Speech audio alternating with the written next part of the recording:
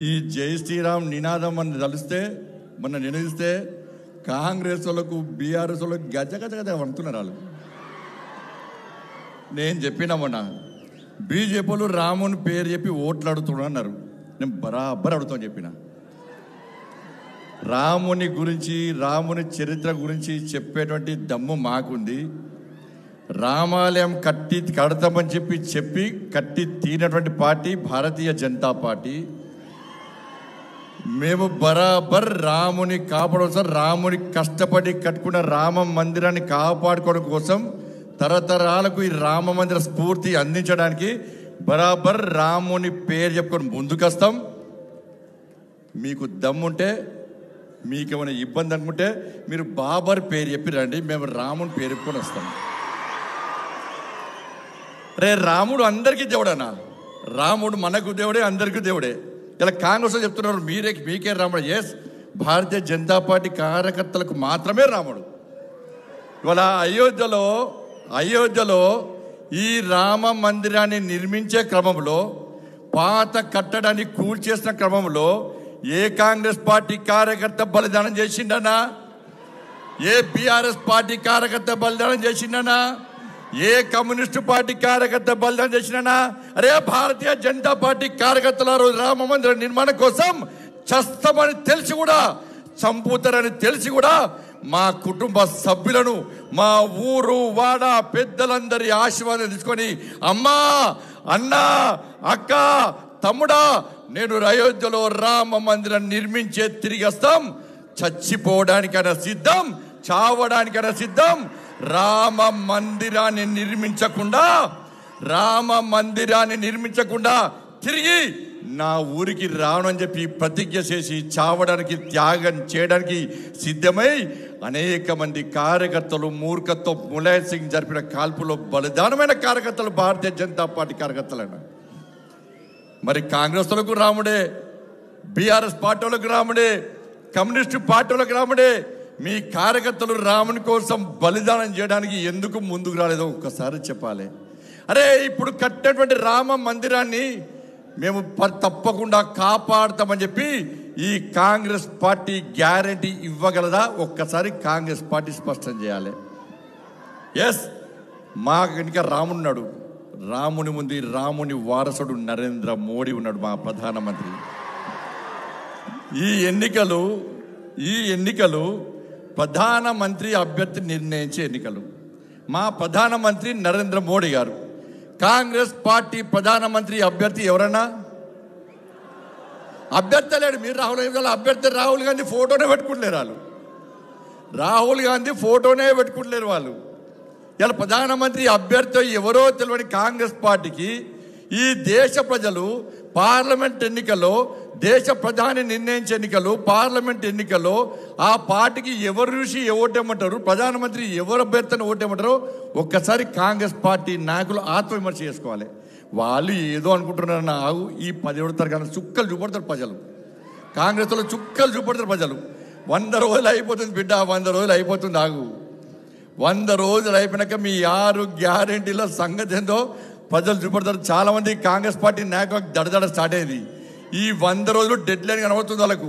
100 రోజుల తర్వాత మా ఊళ్ళో తిరగనిస్తారా ప్రజలు? ఈ 6 గ్యారెంటీలు ఏందని చెప్పని.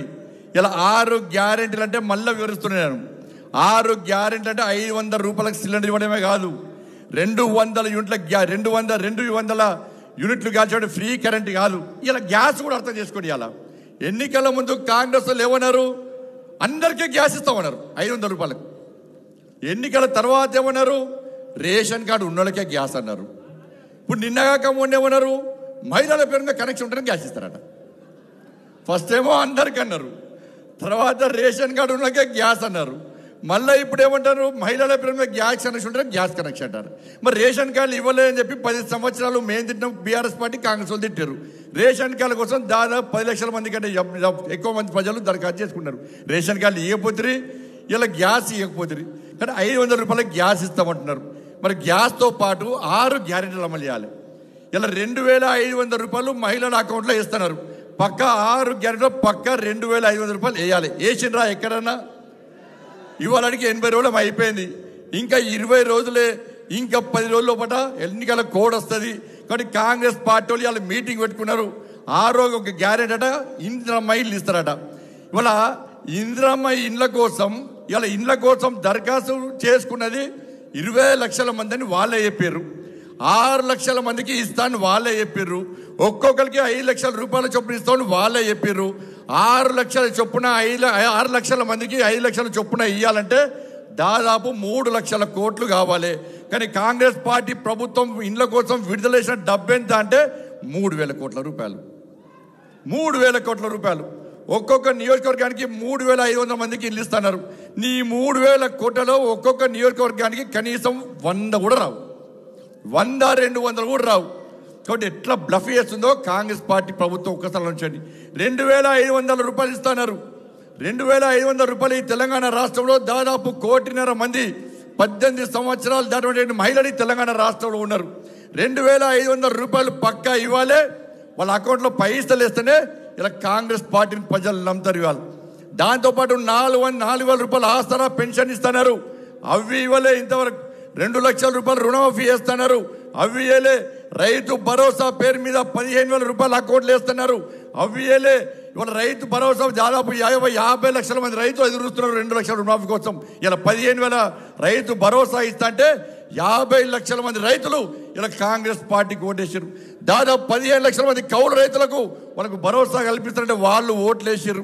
కాబట్టి ఏమీ ఆచరించకుండా ఏమీ అమలు చేయకుండా 1-2 వాగ్దానాలు అమలు చేసి ఇవాళ 6 గ్యారెంటీలు అమలు చేస్తామని చెప్పి ప్రజలను నమ్మించి మోసం చేసే ప్రయత్నం ఇలా కాంగ్రెస్ పార్టీ చేస్తున్న విషయాన్ని ఇవాళ తెలంగాణ సమాజం గుర్తించాలి. ఇలా జీతాలు ఇచ్చే పరిస్థితి లేదు. ఇది కేవలం ఎన్నికల సంవత్సరం, ఎన్నికల మంత్ అని చెప్పి ఈ నెల ఫస్ట్ నాడు జీతాలు ఇచ్చారు. నెక్స్ట్ మంత్ ఫస్ట్ నాడు జీతాలు ఇస్తారు. మళ్ళా తర్వాత ఒక్కొక్క నెలలా జీతాలు ఇస్తే ఒట్టిగా ఇక జీతాలు ఇయ్యరు.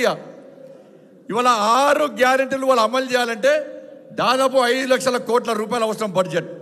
కానీ మొన్న ప్రవేశపెట్టిన బడ్జెట్లో కేవలం 53,000 కోట్ల రూపాయలు మాత్రమే కాంగ్రెస్ పార్టీ ప్రభుత్వం ఎలా చూపెట్టే ప్రయత్నం చేసింది. మరి మిగతా పైసలు ఎక్కడ ఇస్తారు, ఎట్లా సంక్షేమ పథకాలు అమలు చేస్తారో కాంగ్రెస్ పార్టీ చూపెట్టలేకపోయింది. అందుకే ఇవాళ తెలంగాణ రాష్ట్రంలో ఎవరు ఎక్కడ బాధపడాల్సిన అవసరం లేదు. భారతీయ జనతా పార్టీ కార్యకర్తలు ప్రజలు ఆలోచిస్తున్నారు. ఇలా ప్రజలు వాస్తవ విషయాలు తెలిసినాయి. 6 గ్యారెంటీలు చెప్తే మేము కాంగ్రెస్ పార్టీకి ఓటేస్తాం. కానీ మా కోసం కొట్లాడింది భారతీయ జనతా పార్టీ కార్యకర్తలు. మా రుణమాఫీ కోసం కొట్లాడింది భారతీయ జనతా పార్టీ కార్యకర్తలు. టీఎస్పీఎస్సీ పేపర్ లీక్ అయితే అర్ధరాత్రి హైదరాబాద్ చౌరస్తాలో కొట్లాడి జైలుకు వేంది భారతీయ జనతా పార్టీ కార్యకర్తలు. పోడు భూముల సమస్య వస్తే ఎస్టీల కోసం కొట్లాడి 45 రోజుల పాటు జైలుకు వెంది భారతీయ జనతా పార్టీ కార్యకర్తలు. ఎస్సీ ఎస్టీ బీసీ అగ్రవర్ణాల పేదల రిజర్వేషన్ కోసం కూడా మా కోసం కొట్లాడి జైలుకు వెయ్యి వాళ్ళ జీవితాలను సర్వనాశనం చేసుకున్న కార్యకర్తలు భారతీయ జనతా పార్టీ కార్యకర్తలు. కానీ పొరపాటు చేసినాం, మేము పొరపాటు చేస్తామని చెప్పి ప్రజలు ఇప్పుడు భావిస్తున్నారా? కొట్లాడింది భారతీయ జనతా పార్టీ కార్యకర్తలు. వాళ్ళ జీవితాలను నాశనం చేసుకుంది భారతీయ జనతా పార్టీ కార్యకర్తలు. భారతీయ జనతా పార్టీ కార్యకర్తలు ఏ రోజు కూడా ఈ తెలంగాణ రాష్ట్రంలో వాళ్ళ కుటుంబాల గురించి ఆలోచించలే, వాళ్ళ భార్య పిల్లల గురించి ఆలోచించలే. వాళ్ళ భార్య పిల్లలను నొప్పించి ఈ తెలంగాణ రాష్ట్రంలో ఈ రాక్షస కేసీఆర్ అనే మూర్ఖుని యొక్క రాక్షస పాలన, ఈ రజాకర్ల పాలన, ఈ అవినీతి పాలన, ఈ కుటుంబ పాలన అంతా ముందుంచి ఈ తెలంగాణ రాష్ట్రంలో రామరాజ్యం మోడీ రాజ్యం తీసుకురావడం కోసం మా కుటుంబాలను పక్కకు పెట్టినాం. మా కుటుంబాలను పక్కకు పెట్టి ఏ రోజు స్వార్థంగా ఆలోచించకుండా ఈ తెలంగాణలో పేదల రాజ్యం రావాలి. ఒక్కసారి తెలంగాణ రాష్ట్రంలో భారతీయ జనతా పార్టీ రాజ్యం, మోడీ రాజ్యం వస్తే మా కార్యకర్తలకు న్యాయం జరుగుతుంది, ఇక్కడ పేదలకు న్యాయం జరుగుతుందని చెప్పి కష్టపడి కొట్లాడినామన్న ఈ తెలంగాణ రాష్ట్రంలో ఇప్పుడు ప్రజలు గుర్తిస్తున్నారు. బీజేపీలకు అధికారం రావాల్సి ఉండే, కానీ బీజేపీల నోటికాడి బుక్కను కొట్టుకపోయి మేము కాంగ్రెస్ పార్టీకి ఇష్టమని ప్రజలు బాధపడుతున్నా. ఇప్పుడు బాధపడుతున్నా కాంగ్రెస్. ఇలా మనమే కాదు, ఇలా కాంగ్రెస్ పార్టీ బీఆర్ఎస్ పార్టీ కార్యకర్తలు కూడా ఆలోచిస్తున్నారు. ఎస్, ఈ ఎన్నికల్లో నరేంద్ర మోడీ ప్రభుత్వం రావాలి, కేంద్రంలో భారతీయ జనతా పార్టీ ప్రభుత్వం వస్తేనే మనకు నిధులు వస్తాయి, తెలంగాణ రాష్ట్రం అభివృద్ధి చెందుతుందని చెప్పి ఈ తెలంగాణ రాష్ట్రంలోని బీఆర్ఎస్ కాంగ్రెస్ పార్టీ కార్యకర్తలు ఆలోచిస్తున్నారు. నేను మళ్ళీ చెప్తున్నా వేదిక సందర్భంగా, ఈ వేదిక ద్వారా నేను బీఆర్ఎస్ కాంగ్రెస్ పార్టీ కార్యకర్తలు విజ్ఞప్తి చేస్తున్నా, మేము ఏ రోజు కూడా భారతీయ జనతా పార్టీ నాయకులం కానీ కార్యకర్తలు కానీ బీఆర్ఎస్ కాంగ్రెస్ పార్టీ క్యాడర్కు వ్యతిరేకం కాదు, మీ నాయకుల యొక్క విధ్వంస రాజకీయాలకు వ్యతిరేకం. మేము ఆలోచించండి భారతీయ జనతా పార్టీ విధానాలను. ఇలా గతంలో ఉన్న సర్పంచులు ఉన్నారు, ఎంపీటీసీలు ఉన్నారు, జెడ్పీటీసీలు ఉన్నారు, వార్డు మెంబర్లు ఉన్నారు, గతంలో మొన్నటి వరకు ఉన్న వాళ్ళని ఒక్కసారి పోయి అడగండి. ఇవాళ ఈ తెలంగాణ రాష్ట్రంలో గ్రామ పంచాయతీల అభివృద్ధి కానీ కార్పొరేషన్లకు కానీ మున్సిపాలిటీలకు కానీ నిధులు ఇచ్చిన ప్రభుత్వం కేవలం కేంద్ర ప్రభుత్వం, నరేంద్ర మోడీ గారి ప్రభుత్వం, కేసీఆర్ ఒక్క పైసా ఇవ్వలే. ఇలా నెక్స్ట్ స్థానిక సంస్థల ఎన్నికలు వస్తున్నాయి, స్థానిక సంస్థల ఎన్నికలకు వస్తున్నాయి. ఇలా ఇప్పుడు సర్పంచులు ఒక్కొక్కరి పేరు మీద 50 లక్షలు 70 లక్షలు ₹1 కోటి అప్పులే అన్న. సర్పంచులు అప్పులపాలేరు, ఉప సర్పంచులు అప్పులపాలేరు, వార్డు మెంబర్లు అప్పులపాలేరు. కనీసం వాళ్ళ బిల్స్ ఇచ్చే పరిస్థితి లేదు. ఇలా దేశంలో ఏ సర్పంచులు పెట్రోల్ బంక్లో పనిచేయలే, దేశంలో ఏ రాష్ట్రంలో సర్పంచులు ఆత్మహత్య చేసుకోలే, దేశంలో ఏ సర్పంచులు కూలి పని చేసుకోలే. కానీ తెలంగాణ రాష్ట్రంలో కేసీఆర్ అనే మూర్ఖుడు వల్ల సర్పంచుల బతుకులు బర్బాద్ అయిపోయినాయి. ఇలా కాంగ్రెస్ పార్టీ వచ్చినాకైనా సర్పంచులను ఆదుకుంటారంటే కనీసం పట్టించుకోలే. అందుకే బీఆర్ఎస్ పార్టీ కాంగ్రెస్ పార్టీ కార్యకర్తలారా, నెక్స్ట్ స్థానిక సంస్థల ఎన్నికలు వస్తున్నాయి. మీరు సర్పంచులు కావాలనుకుంటారు, మీరు జెడ్పీటీసీ కావాలనుకుంటారు, మీరు ఎంపీటీసీ కావాలనుకుంటారు. మాకు ఏమి ఇబ్బంది లేదు. ప్రజల ఆశీర్వాదం మాకుంటే మాకు ఓట్లేస్తారు, మీకుంటే మీకు ఓట్లేస్తారు.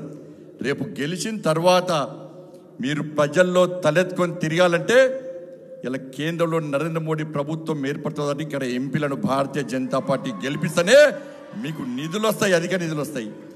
ఇలా కేంద్రంలో నరేంద్ర మోడీ గారి ప్రభుత్వం లేకుంటే మీరు సర్పంచులు జెడ్పీటీసీలు గెలిచినాక ఒక్క పైసా రాకుంటే మిమ్మల్ని గెలిపించిన ప్రజలు రోడ్ల కోసం, మోర్ల కోసం, దానికోసం దీనికోసం ఇలా నిధులు అడితే ఎక్కడి నుంచి తీసుకొస్తారో ఒక్కసారి ఆలోచించండి. అందుకే కేంద్రంలో ఏర్పడింది నరేంద్ర మోడీ గారి ప్రభుత్వం. కాబట్టి మీ రాజకీయ భవిష్యత్తు బాగుండాలంటే, మీరు ప్రజల్లో తలెత్తుకొని తిరగాలంటే, మీలో కూడా చిత్తశుద్ధి ఉంటే, మీలో కూడా నిజాయితీ ఉంటే తప్పకుండా ఈ తెలంగాణ రాష్ట్రంలో 17కు 17 సీట్లు భారతీయ జనతా పార్టీ అభ్యర్థులు గెలిస్తే ఇవాళ నరేంద్ర మోడీ గారు అదనపు నిధులు ఇస్తారు. ఇవాళ మేము కొట్లాడి తీసుకొస్తాం. కాంగ్రెస్ పార్టీకి ఓటేస్తే తీసుకుపోయి మూసినాలు వేసినట్టు. ఇక బీఆర్ఎస్ పార్టీ పరిస్థితి నా ఘర్కా నా ఘాట్కా, ఇక్కడ లేదు అక్కడ లేదు.